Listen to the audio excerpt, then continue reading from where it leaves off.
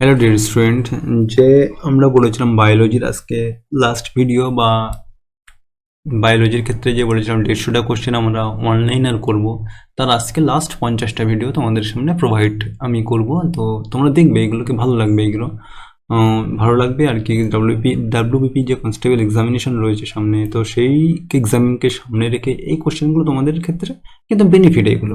তো আমরা first question যদি বলি, কিছু ক্লোনিং, ক্লোনিং এর প্রথম প্রাণী কোনটি? ক্লোনিং বোঝো তো, মানুষের কোষ দেখে আর একটা প্রাণীকে তৈরি করা হয়, সেটাকে বলা হয় ক্লোন।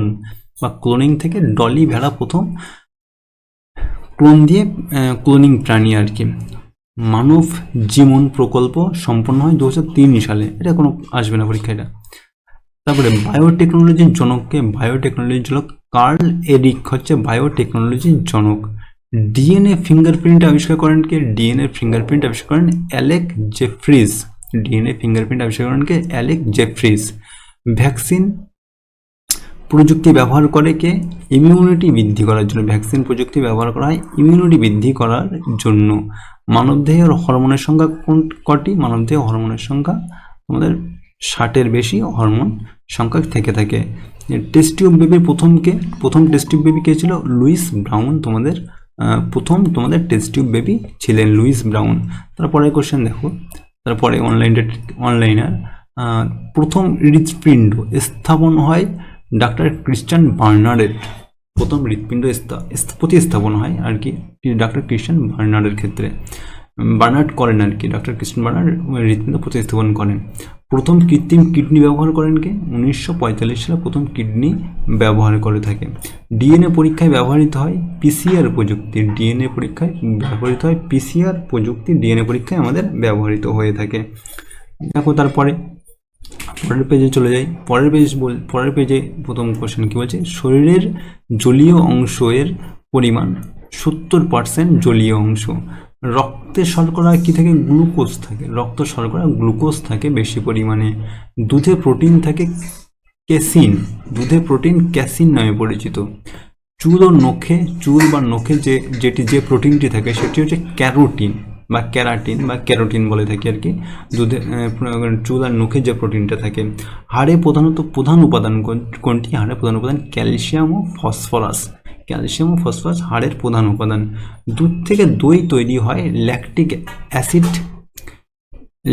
অ্যাসিড ব্যবহার করে বা ল্যাকটিক অ্যাসিড ব্যাকটেরিয়ার দ্বারা। ল্যাক্টোব্যাকটেরিয়াস যাকে বলা হয় ল্যাক্টোব্যাকটেরিয়াস, ব্যাকটেরিয়াটার নাম ল্যাক্টোব্যাকটেরিয়া, কিংবা দুধে প্রোটিন ল্যাকটিস অ্যাসিড দ্বারা। তারপরে ভিটামিন ডি এর উৎস কি? সূর্যালোক। ভিটামিন ডি এর উৎস সূর্যালোক। ভিটামিন সি এর উৎস কি? আমলকি, লেবু ইত্যাদি থেকে ভিটামিন সি এর উৎস হয়ে থাকে। আবার কি আছে দেখো, শরীরের তাপমাত্রা নিয়ন্ত্রণ হাইপারথ্যালামাস দ্বারা শরীরের তাপমাত্রা নিয়ন্ত্রণ হয়ে থাকে হাইপোথ্যালামাস দ্বারা। তারপরে দেখো, দেহে অক্সিজেন পরিবহন করে রক্ত দেহে অক্সিজেন পরিবহন করে থাকে। তারপরে দেখো কি বলছে, মানুষের হৃৎপিণ্ড স্পন্দন প্রতি মিনিটে কিন্তু 72 বার হয়ে থাকে। ঠিক আছে, এটা তো সবাই জানি আমরা, 72 বার হয়ে থাকে। মানুষের শরীরে মোট অস্থি 206টি মোট অস্থি রয়েছে। মানুষের শরীরে 206টি মোট অস্থি রয়েছে। নবজাতক শিশুর অস্থির সংখ্যা 300-এর বেশি থাকে। নবজাতক যে শিশু হয় 300-এর বেশি অস্থি থাকে, আর মানুষের শরীরে অস্থির সংখ্যা 206টি। রক্তের পিএইচ এর মান কি? 7.4। রক্তের পিএইচ এর মান 7.4। মানবদেহে কিডনির সংখ্যা 2টি কিডনি থেকে মানবদেহে। চোখের রং নির্ভর করে আইরিসের মেলানিনে। চোখের রং নির্ভর করে আইরিসের যে মেলানিন থাকে তার উপরে তোমার চোখের রংটি নির্ভর করে। মেলানিন হলে কালো হবে, মেলানিন কম থাকলে ধূসর বর্ণের হবে আর কি। হৃৎপিণ্ডে ভালভের সংখ্যা কত? হৃৎপিণ্ডে ভালভের সংখ্যা তোমাদের 4টি। গড় রক্তের পরিমাণ 5 লিটার। প্রতি ব্যক্তির গড় রক্ত 5 লিটার করে থাকে। মানুষের 1 মিনিটে প্রায় 15 থেকে 18 বার শ্বাস নিয়ে থাকে 1 মিনিটে। আবার দেখো 130 নম্বর বলছে, হাড়ের ওজন শরীরের মোট ওজনের প্রায় 20% হাড়ের ওজন থাকে, 20% মোট ওজন যা হবে তার 20% তোমাদের হাড়ের ওজন সেটা হয়ে থাকে। ফলে কি উদ্ভিদ দেহে নাইট্রোজেন লাগে প্রোটিন তৈরিতে, উদ্ভিদ দেহে নাইট্রোজেন লাগে প্রোটিন তৈরিতে, নাইট্রোজেন ব্যবহৃত হয়।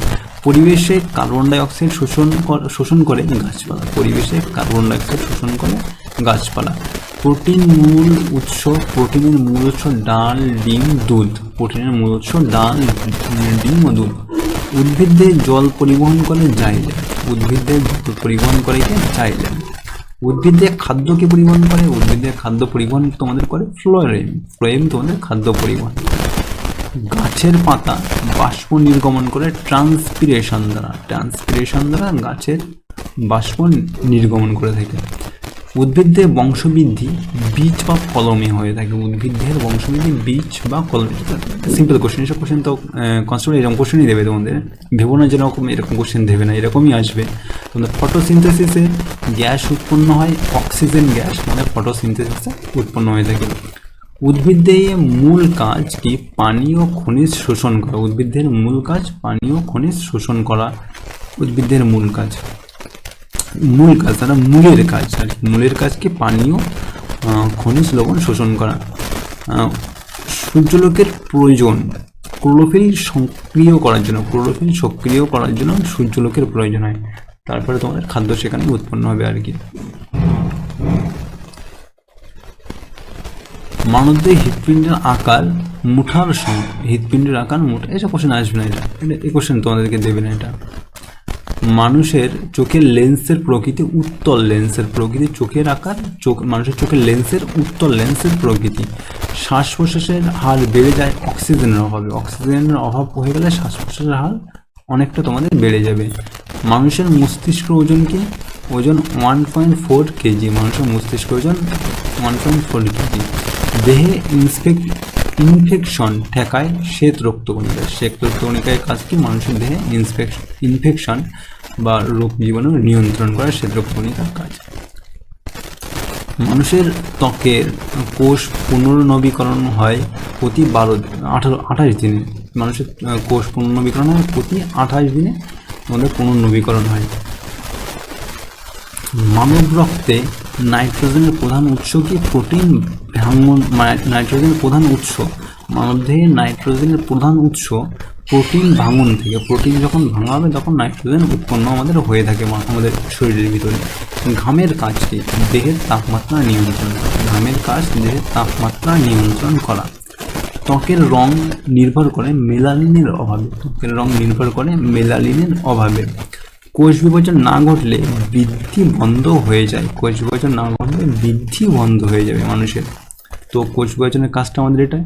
আমাদের মোটামুটি 150টা কোশ্চেন, 150টা মতন কোশ্চেন আমরা এমসিকিউ দেখে নিলাম বায়োলজির উপরে। কাল থেকে আমরা কেমিস্ট্রি শুরু করে দেব, তারপরে আমরা ফিজিক্সের কোশ্চেন মোটামুটি 150টা শুরু করে দেবো। তো আমাদের মোটামুটি 9টা ভিডিও, 9টা ক্লাস, আমি মোটামুটি এটা 9টা ক্লাসের মধ্যে কভার করতে চাই। মোটামুটি 7 দিন কিংবা 7 দিনের মধ্যে শেষ করে দেবো তোমাদেরকে এই তোমাদের সায়েন্সের পার্টটা। 7 থেকে 8 দিনের ভিতরে যেন তোমাদের পড়তে সুবিধা হয়, বুঝতে একটু সুবিধা হয়, কিংবা 2-3বার তোমরা ভিডিওটা দেখতে পারো। তার জন্য আমি এটাই শেষ করবো। এটা হলে আর কি তোমাদের এক্সামটা খুবই